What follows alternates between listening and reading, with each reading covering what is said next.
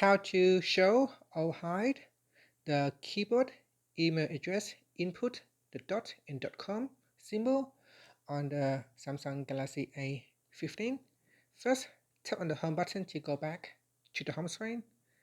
Then swipe down at the top to open up quick settings. In here, tap on the settings icon. Next, we scroll down and then in here, tap on general management. After that, we go down and tap on Samsung keyboard settings.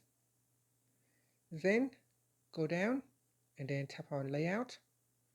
And we go down and in here we go to the email address input, and from here you can choose to turn on the dot button down here or the .com button down here. So you can turn it on or switch it off. Finally, you can tap on the home button to return back to the home screen.